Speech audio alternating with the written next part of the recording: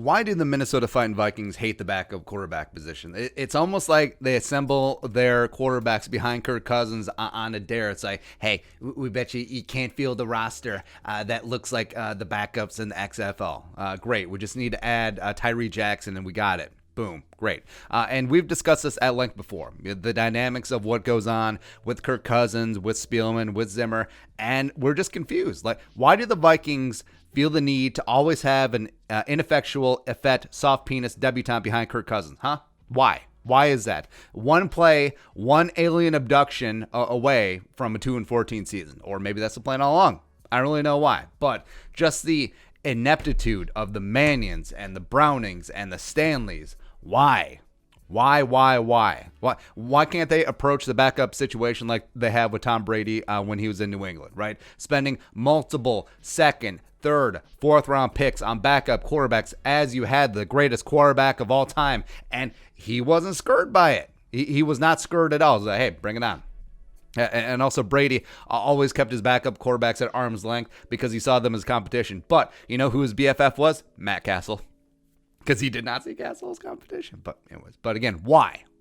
So let's go recap the last couple of years. So 2018, Kirk Cousins signs that big deal. And then the Vikings trade for Trevor Siemian. So, okay. So a quarterback who is so bad that when Gary Kubiak came into the Vikings 2019, he didn't even want him. Gary Kubiak, who turned to Trevor Siemian to take the reins of the defending Super Bowl champions in 2016. He was like, yeah, about that. So 2019, Sean Mannion comes in from the Rams, or a quarterback so bad that Sean McVay saw Blake Bortles as a better option.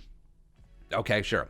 So a quarterback so milquetoast and forgettable that Kirk Cousins approves of him signing with the Vikings twice.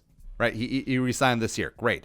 Also, you throw in the record-setting UDFA bonus quarterback in Jake Browning, the pride of Washington. Another Pac-12 slappy just like Manning, who piled up monster stats, but went undrafted because of shoulder concerns. Right. So you have a guy who never had a strong arm, who was never that accurate either, and is dealing with a shoulder injury. Give him all the money.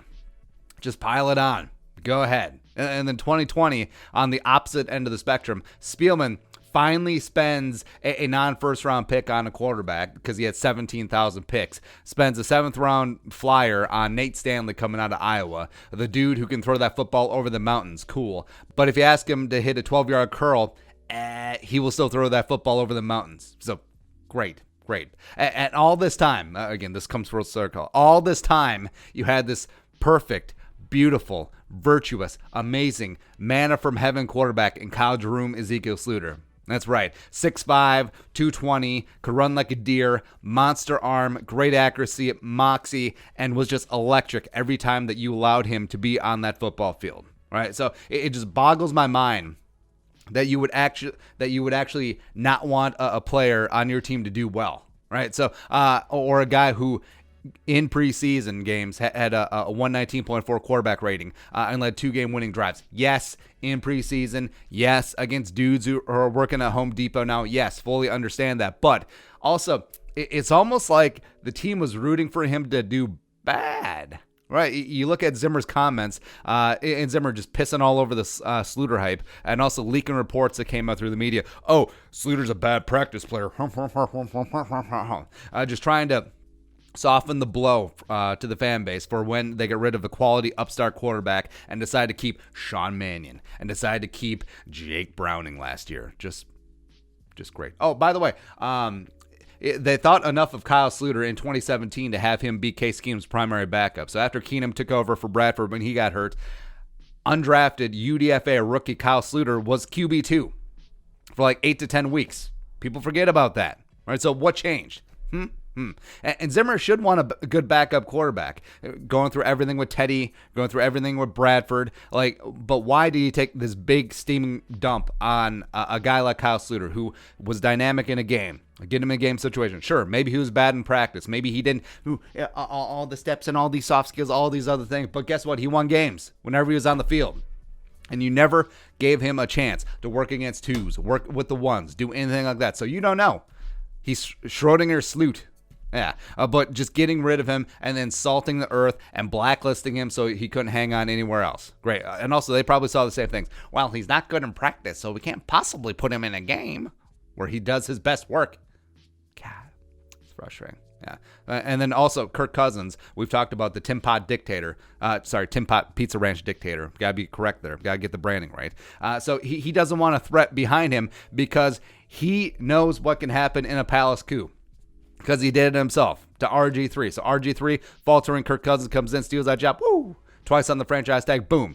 There you go. So he does not want anyone with a pulse behind him, right? So if Kirk Cousins ever falters, the fan base can't be like, hey, this guy, hey, that guy. And he knew for a fact that if he ever struggled, the fans would be chanting for Slood.